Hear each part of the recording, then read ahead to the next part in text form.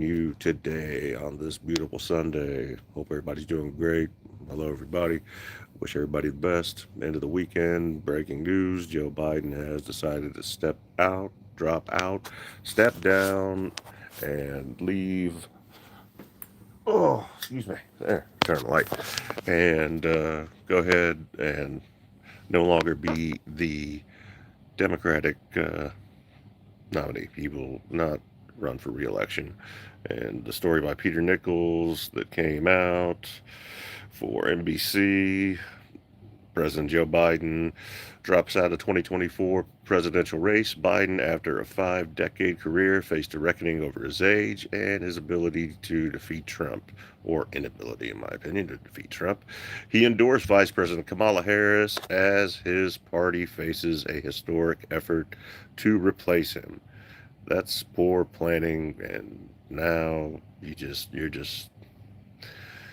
The article goes on to say that President Joe Biden announced Sunday that he will end his presidential reelection campaign, bringing an abrupt and humbling conclusion to his half-century-long political career and scrambling the race for the White House just 4 months before Election Day.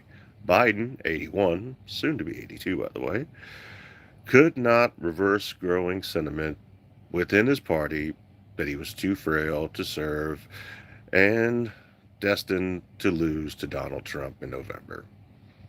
He backed Vice President Kamala Harris to replace him as the Democratic nominee. He did this via a tweet or an X post. And it says, I'm going to make it bigger because I'm old and I don't see as well, even with glasses. It happens. It says, over the past 3.5 years, we have made great progress as a nation. That's his opinion. Today, America has the strongest economy in the world. We've made historic investments in rebuilding our nation and lowering prescription drug costs, really, for seniors, and in expanding affordable health care to a record number of Americans. That's bullshit. I can tell you right now that I'm not going to do anything to help anybody because my shit's expensive and I got a lot of medication. Uh, and senior, fucking close enough. And then it goes on to say, we provided critically needed care to 1 million veterans exposed to toxic substances, passed the first gun safety law in 30 years, appointed the first African American woman to the Supreme Court. That's a lot of firsts. That's amazing. But to be the first at something isn't as important as being the best or the best at it. And passed the most significant climate legislation in the history of the world. America has never been positioned to lead than we are today. America has never been better positioned to lead than we are today. I know none of this could have been done without you, the American people. Together, we overcame a once in a century pandemic, and the worst economic crisis since the Great Depression, or since the last economic crisis in the what Obama stage, into the Bush stage, whatever you want to call it. We protected and preserved our democracy, and we've revitalized and strengthened our alliances around the world. Really? This motherfucker's out of his mind. It has been the greatest honor of my life to serve as your president. And while it has been my intention to seek re-election, I believe it is in the best interest of my party and the country for me to stand down and focus solely on fulfilling my duties as president for the remainder of my term. I will speak to the nation later this week in more detail about my decision. For now, let me express my deepest gratitude to those who have worked so hard to see me reelected, which would have never happened anyway. I want to thank Vice President Kamala Harris for being an extraordinary partner in all this work. Don't really see much of her. And let me express my heartfelt appreciation to the American people for the faith and trust you have placed in me.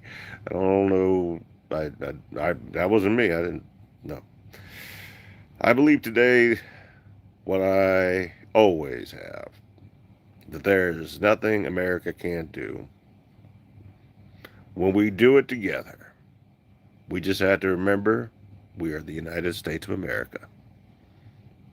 We do remember that. We haven't forgotten. If anything, maybe you forget that at times. But my take on it is this. I'm good for Joe Biden. He did the right thing by dropping out. He should have never been in there for re-election in the first place. His party knew that. They waited too long. Now they're scrambling to put somebody in there, which happens to be the inept vice president that hasn't done anything during the course of her tenure as vice president. So is she qualified? Absolutely not. Is she ready? By God, hell no, she's not ready. And should she be that party's nominee? It doesn't matter at this point because whoever they choose isn't going to be Trump. I don't know how else to tell you, but growing the beard of wisdom again, like that. See, again, a little back up here again, you like that? But anyway, that's the news. I'm sure you heard it by now. If you haven't, and you heard it from me first, my take on it, not being affiliated with any party in any way. I like Trump. That's my guy. That's who I was going with. I don't know anybody that would ever vote or has voted for Biden. I've never seen a Joe Biden bumper sticker or anything except for like the fuck Joe Biden. I guess that is the only Joe Biden bumper sticker. Fuck Joe Biden, FJB. So that's what we got. Biden's out. Trump's basically short of any other strange coincidences, we'll say. I don't see anything but a clear path to the White House for President Trump. God bless America. Thank you all very much.